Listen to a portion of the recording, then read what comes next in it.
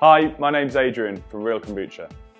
At Real Kombucha, we make fermented drinks brewed from high-end teas as a great alternative to alcohol, because sometimes you're just not in the mood for an alcoholic drink.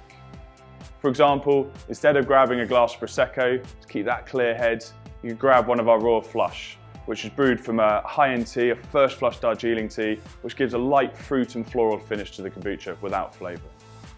It's absolutely amazing to be stood here today to be able to work with Kilner as we started our kombucha journey using the kombucha Kilner jars. So we're going to show you how to brew kombucha at home and show you what's possible. So what is kombucha? Kombucha is just fermented tea. It's brewed in a very similar style to wine or beer, but it's been around for thousands of years, originally from China, where a Chinese emperor discovered it. It's simply made from this yeast and bacteria which enables it to ferment, but also to give it its rich health benefits. Kombucha culture is made from bacteria and yeast, and these bacteria and yeast are happy to live with one another. And that's made up of two components, one the liquid, but also a substance called the SCOBY, and you've probably heard of the term SCOBY. SCOBY stands for a symbiotic culture of bacteria and yeast, which simply means that the yeast and the bacteria live with one another within this SCOBY. This is essential to kombucha brewing and producing that slightly sweet but slightly tart finish, as well as having all those health benefits. So to make our kombucha, we need a couple of ingredients. Firstly, we're going to need our tea, loose leaf tea for example. We need sugar, we need our kombucha culture or starter liquid, we need some cold filtered water, and then we're also going to need our SCOBY. Once we've got all of those ready, we're ready to brew our kombucha.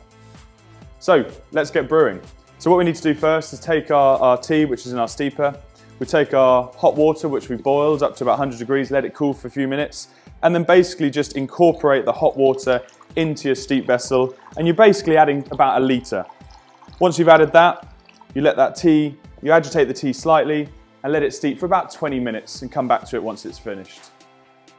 So now that we've had the tea steeping for 20 minutes, just slowly agitating it just to get all the tea out, and then simply just lift it out, let all the water drain, and set that aside. Then what you need to do is take your pre-weighed sugar, simply add that to your tea, and what we're going to do is take a spoon, just mix that in, make sure all the sugar's dissolved into the tea to make your sweet tea. So now that all the sugar's dissolved into the tea, we've got our sweet tea, the building blocks of our kombucha. What you then need to do is take your cold water and incorporate it in to blend the sweet tea.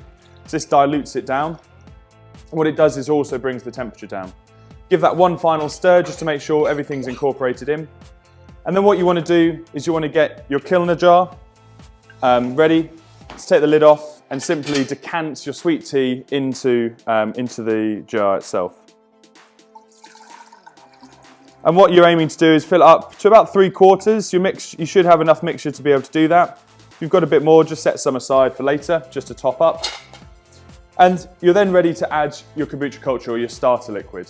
So simply take that, we've got about 250 mils here, we'll add that in, and simply by taking your spoon, just give it a quick mix to incorporate the starter liquid in. And then the final piece is our SCOBY, just to complete the kombucha.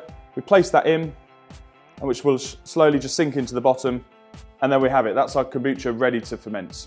So the final step is to add your muslin cloth. That simply protects your kombucha during the fermentation process. So add your cloth to the top, take your string, and all you're doing is just tying a double knot or a bow onto the back just to secure that into place. And there we have it. That's our kombucha ready to ferment, which you're going to leave in a nice warm environment. Kombucha loves a warm environment to ferment. You're going to leave that for a number of days, maybe up to a couple of weeks, depending on how fast your kombucha brews. So your kombucha will be brewing. It's really important to be tasting your kombucha every day. So as part of the Kilner set, you get the Kilner dispenser, but you also get 2 of the Kilner handled jars, which you can use just to dispense off a little bit each day, have a taste. And when you're happy that your kombucha is finished, whether it's a little bit too vinegary or a little softer, serve it up into one of these glasses with other friends or family, or you can wrap them and keep them in your fridge. So once your kombucha is finished and you've served it up, you may also want to experiment with flavourings.